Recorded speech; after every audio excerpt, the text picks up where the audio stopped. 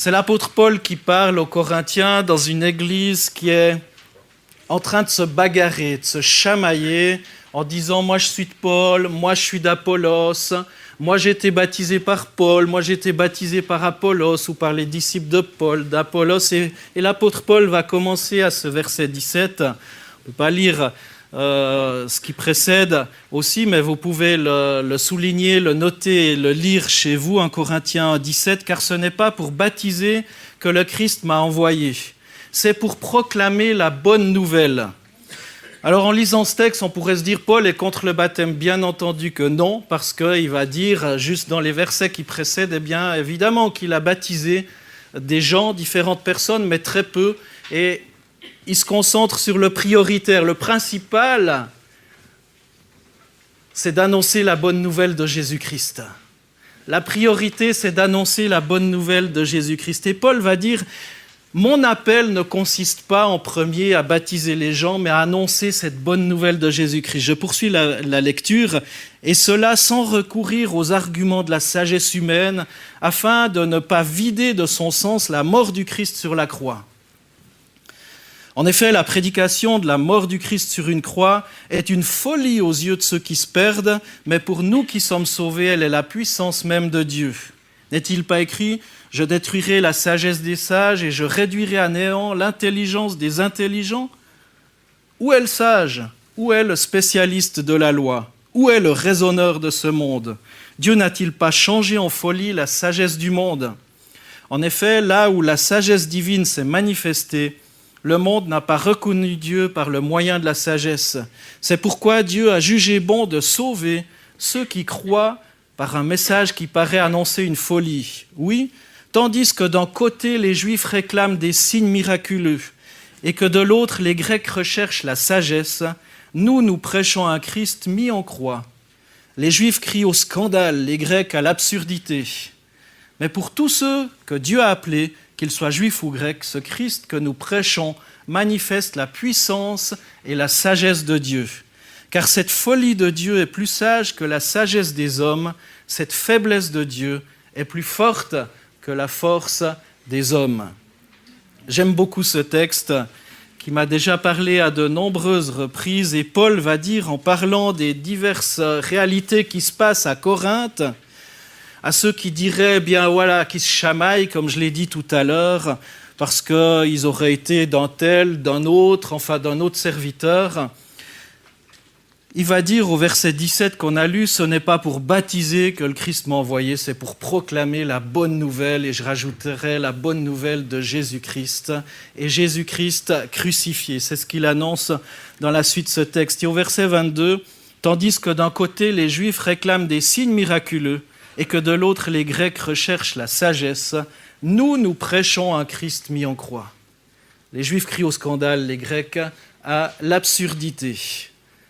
Paul revient au cœur du message, au cœur de l'Évangile, au cœur de notre appel à proclamer cette bonne nouvelle de Jésus-Christ. Beaucoup aiment parler des choses surnaturelles, comme les miracles, les guérisons, les prophéties, et c'est bon, parce que Dieu n'est bien évidemment pas contre de telles choses. La Bible en parle à de nombreuses reprises. Mais à trop les rechercher, eh bien, on risque de s'égarer. Dieu nous appelle à le rechercher lui, à rechercher sa parole, son amour, sa présence dans nos vies. Et pas seulement ce qu'il pourrait faire pour nous, parmi nous, où on est toujours en quête eh bien, de recevoir. Mais c'est un évangile eh bien, qui se veut être don, qui veut donner aux autres cette bonne nouvelle. Et les Écritures soulignent qu'on doit désirer le fruit de l'Esprit et nous soucier de ressembler toujours plus au Fils de Dieu, ressembler à Jésus. Et Dieu veut qu'on cherche à écouter son Esprit, à lui obéir, à lui ressembler. Les miracles n'ont jamais constitué une fin en soi. Ils se sont produits, lorsque vous lisez la parole de Dieu, ils se sont produits de manière inattendue quand le peuple était fidèle et s'appliquait à servir et à aimer les autres. Ce n'étaient pas des grands shows organisés pour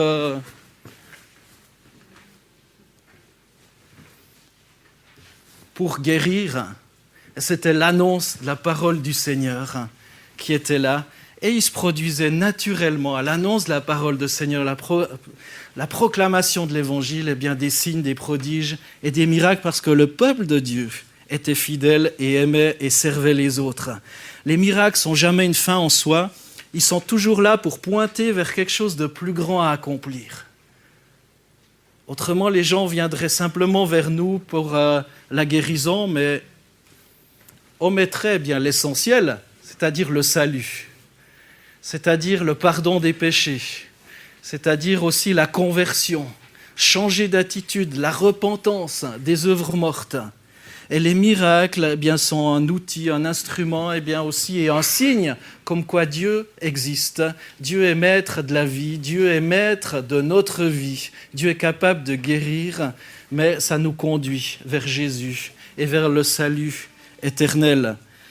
Autrement, eh bien, on sera un petit peu comme les 10 lépreux, où un seul, je crois, est revenu pour remercier le Seigneur, mais sont venus vers un guérisseur. Le reste, ça ne les intéressait pas trop, ils n'avaient pas trop envie de changer de comportement ni de vie. Alors, ne nous laissons pas détourner de ce qui est le plus important. Jésus a dit à ses disciples dans Luc 10, versets 19 à 20, « Voici, je vous ai donné le pouvoir de marcher sur les serpents et les scorpions et sur toute la puissance de l'ennemi, et rien ne pourra vous nuire. » Waouh! Et rien ne pourra vous nuire. Cependant, ne vous réjouissez pas de ce que les esprits vous sont soumis, mais réjouissez-vous de ce que vos noms sont inscrits dans les cieux. De nouveau, le Seigneur ramène à l'essentiel. L'apôtre Paul ramène à l'essentiel. Il ramène à l'essentiel. Notre véritable joie vient de la grâce qui nous a été donnée. On pourrait se réjouir bien, de la puissance, de tous ces dons, toutes ces manifestations qui se produisent. Mais l'apôtre Paul va dire, oui, c'est bien, mais réjouissez-vous d'un peu mieux. Là, c'est Jésus qui dit à ses disciples, réjouissez-vous de ce que vos noms sont inscrits dans les cieux. J'aimerais être témoin de plus de miracles. Quand on fait, c'est vrai, j'aimerais en voir plus, de signes, de prodiges et de miracles. On aspire à ces choses, mais quand on fait d'eux l'objet de notre énergie, de notre quête, eh bien on ignore les priorités que Dieu place devant nous et on lui impose nos désirs. Et parfois même on ressemble au diable en pratiquant ces choses-là. Je suis un peu trash en disant ça, mais c'est un petit peu comme le diable qui a dit à Jésus de sauter du temple et d'accomplir un miracle. Lorsque Jésus s'est fait baptiser, il a été dans le désert pendant 40 jours pour y être tenté, nous dit la parole de Dieu. Et là, le diable va le placer sur le sommet du temple, je ne sais pas si c'était en réel ou en vision, ou comment ça s'est passé, puis il lui a dit « Mais jette-toi en bas, et les anges vont te porter. » Bien sûr que Dieu le Père aurait pu garder Jésus de tout mal s'il avait sauté. Ce n'est pas un problème pour Dieu d'accomplir ce miracle-là. Vu que Dieu est maître de tout ce qui se passe, de la création, il a même été capable, Jésus, de traverser des portes ouvertes sans les ouvrir, lorsqu'il est ressuscité. Enfin, ce n'est pas un problème. Mais Jésus a refusé de mettre son Père à l'épreuve en le forçant à faire un miracle. Ce n'était pas le miracle-spectacle que Jésus était appelé à accomplir, mais le miracle qui se produisait parce qu'il y avait un message derrière qui poussait à la repentance. Et vous pensez bien que le diable n'allait pas se repentir. En tout cas, dans la Bible, c'est marqué que ce ne sera pas le cas. On aimerait bien, mais ce ne sera pas le cas. Maintenant, il y a d'autres personnes, certains hommes, comme on le voit, il y a les Juifs qui recherchent les miracles, il y a les Grecs. Une autre catégorie de personnes, on pourrait se situer dans cette catégorie de personnes-là, les Grecs. Certains hommes, nous dit ce texte de l'apôtre Paul de 1 Corinthiens, deviendront des grands penseurs, peut-être même des philosophes. Et depuis l'époque des Grecs, la pensée de l'homme est exhibée sur la place publique, les forums, les agoras, des discussions. Et aujourd'hui, il y a aussi tellement de théologiens qui se perdent dans leurs pensées, dans leurs études, dans leurs analyses. Et la pensée de l'homme, même dans son niveau le plus excellent, est si pauvre comparée à la pensée de la Bible. On n'arrivera jamais à la pensée de Dieu, on n'arrivera jamais à la pensée de notre Seigneur. La Bible nous dit que le plus sage de tous les hommes n'a pas pu connaître ni Dieu, ni sa pensée. C'est dans 1 Corinthiens 1, 21, « Le monde n'a pas reconnu Dieu par le moyen de la sagesse. » Et afin qu'on comprenne bien l'écart qui nous sépare de la pensée de Dieu, eh bien Paul va poursuivre au verset 25 du texte qui est sous vos yeux, en disant que la folie de Dieu est plus sage que la sagesse des hommes, cette faiblesse de Dieu est plus forte que la force des hommes. Évidemment, Dieu n'a pas de folie ou de faiblesse. C'est pas ça que l'apôtre Paul voulait dire. Dieu n'a pas de folie ni de faiblesse, mais ce que Paul veut qu'on comprenne est qu'il est totalement impossible de comparer la pensée de Dieu et celle des hommes. C'est pas possible d'arriver à se mettre au niveau de Dieu. L'homme ne fait pas le poids. Un autre texte dans Ésaïe 55 nous dit « Car vos pensées ne sont pas mes pensées, et vos voix ne sont pas mes voix, déclare l'Éternel. Autant le ciel est élevé au-dessus de la terre, autant mes voix sont élevées au-dessus de vos voix, et autant mes pensées sont élevées au-dessus des vôtres. » Ou encore les amis de Job qui ont dit à Job dans son livre Job chapitre 11 versets 7 à 9, cet ami de Job qui a dit alors que Job était dans la souffrance, c'était certainement une parole de sagesse. Ils n'ont pas dit que des paroles inspirées, ces amis de Job, mais là, ils ont dit quelque chose qu'il est intéressant de relever. « Prétends-tu pénétrer les profondeurs de Dieu, saisir la perfection du Tout-Puissant? Elle est plus haute que le ciel, que feras-tu? Et plus profonde que l'abîme, qu'en sauras-tu? Elle est plus longue que la terre, plus large que la mer. » Et devant l'immensité de la grandeur de Dieu, le psalmiste, psaume 92,6, dit que tes œuvres sont grandes, ô Éternel, combien profondes tes pensées. Alors il faut reconnaître que l'homme n'arrive pas à la cheville de la pensée de Dieu. C'est impossible. Mais évidemment, l'apôtre Paul ne fait pas l'éloge de la stupidité en disant ça. Et ni dans ce livre de Job, ni dans les psaumes, on ne fait pas l'éloge de la stupidité. Simplement de reconnaître que Dieu est Dieu et qu'on n'arrivera jamais à le comprendre par la sagesse.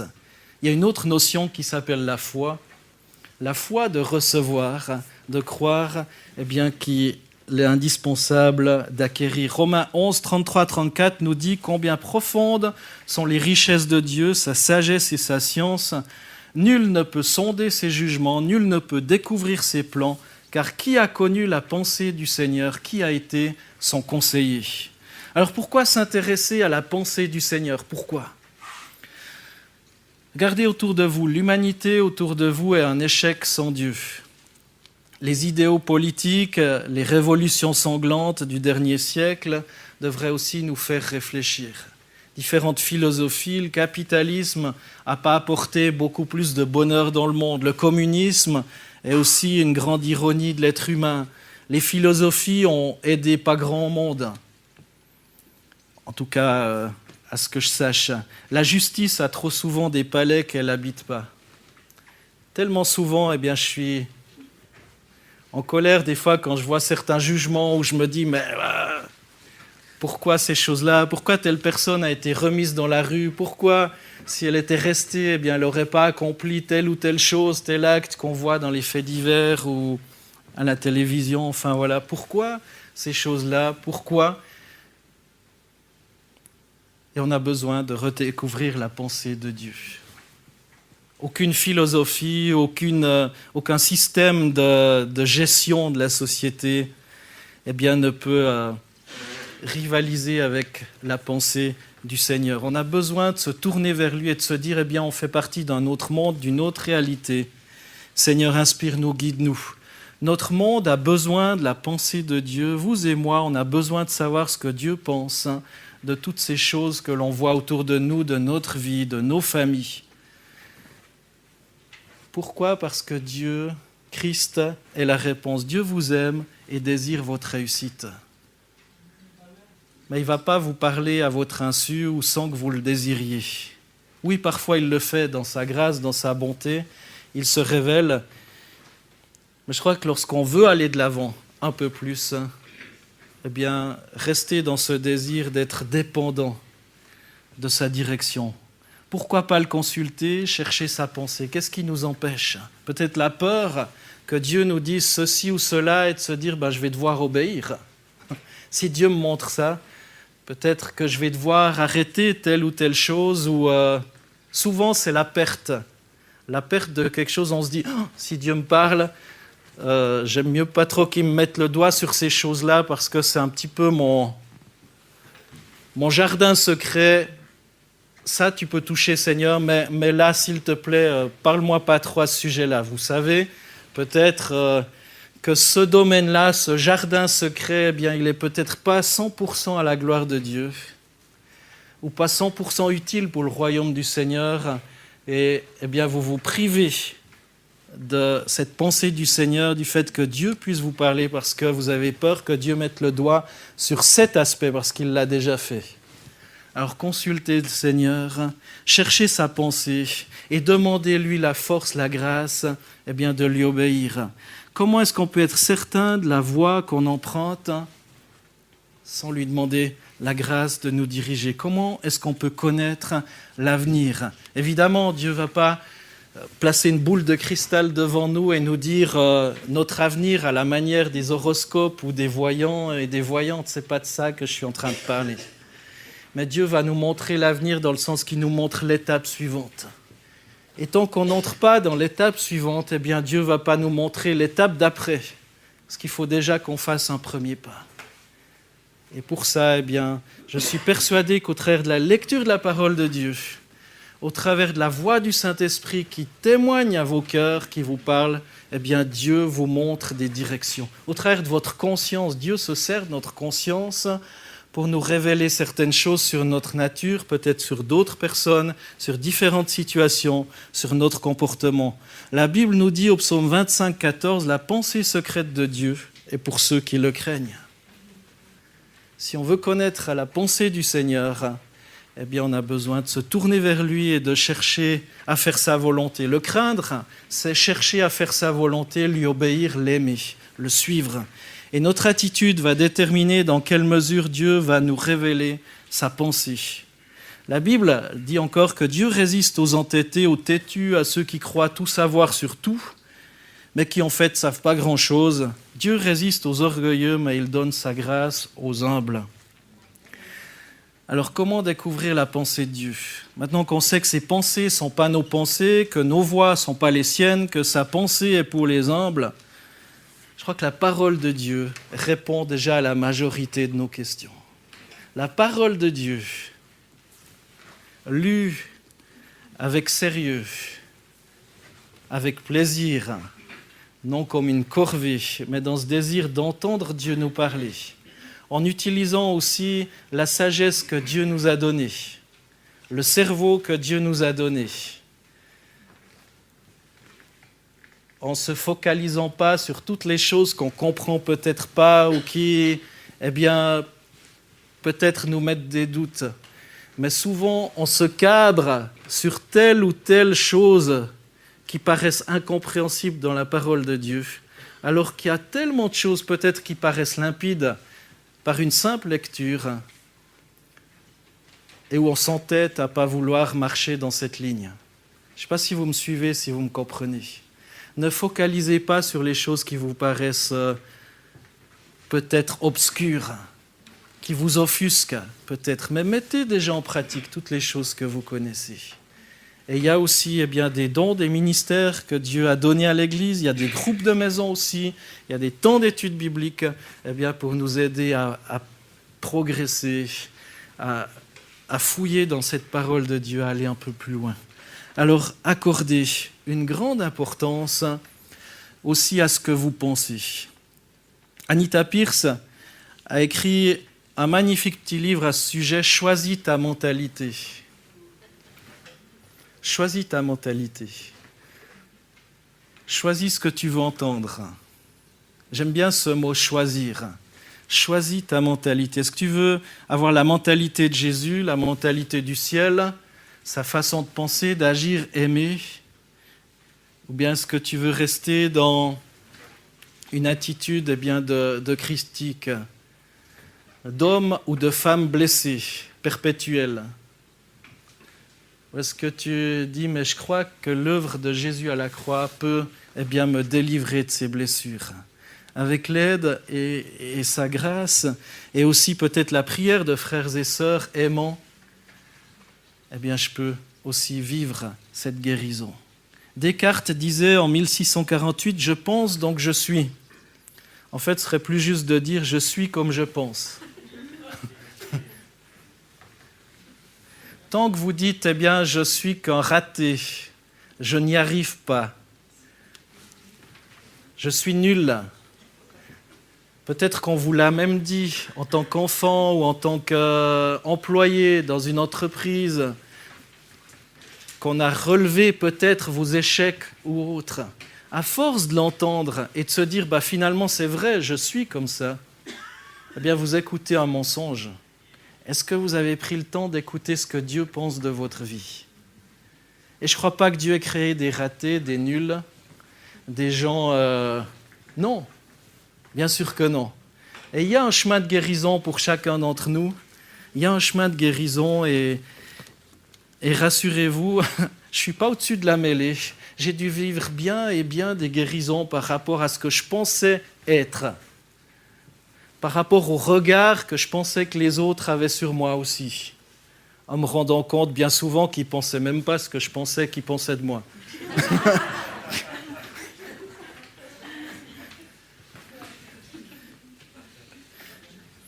Vos pensées vont déteindre sur votre comportement.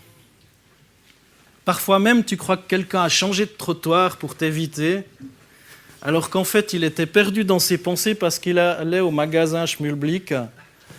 J'ai pas fait de pub, il n'existe pas à Martigny. Et même à la limite, si c'était vrai. On est là pour bénir aussi, encourager, relever. Si vous êtes négatif, pessimiste, toute votre vie sera teintée par ça.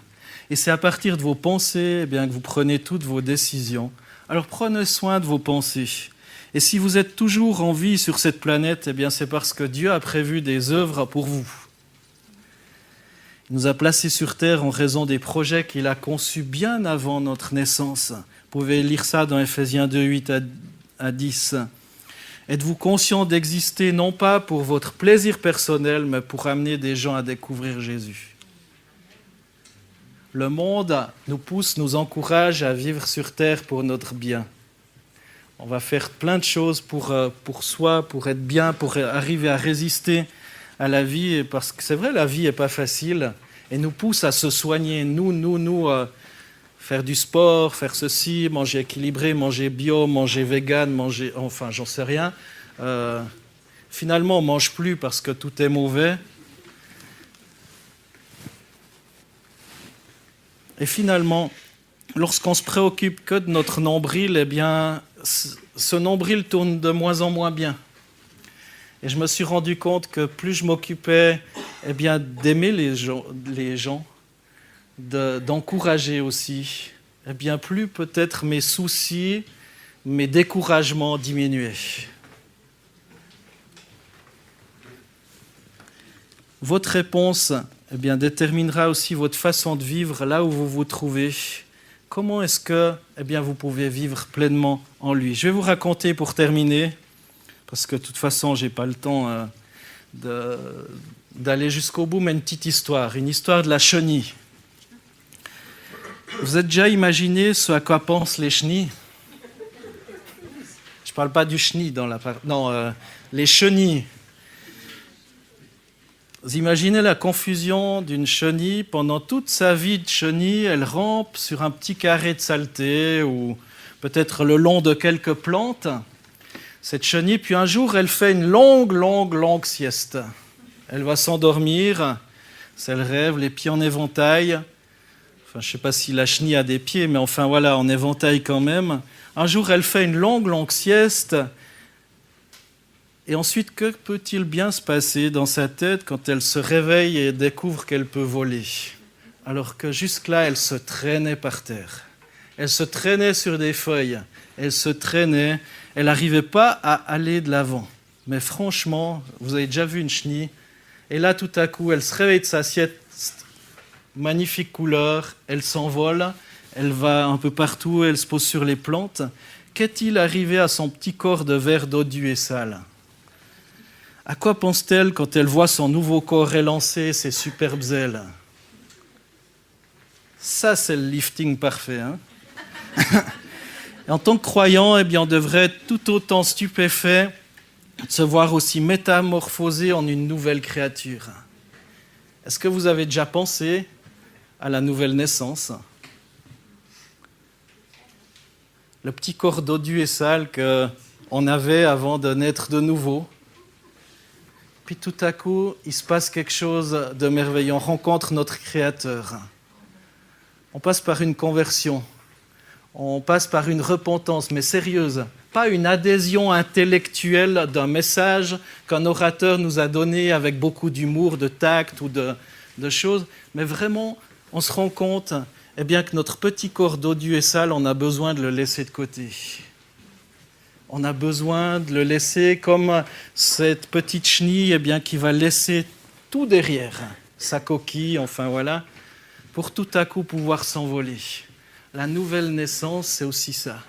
C'est tous les péchés qui sont derrière, tout ce qui t'empêchait de voler, reste là. Et tout à coup, tu peux t'envoler vers le Seigneur, tu peux découvrir une nouvelle réalité, voir la vie d'un peu plus haut. Waouh!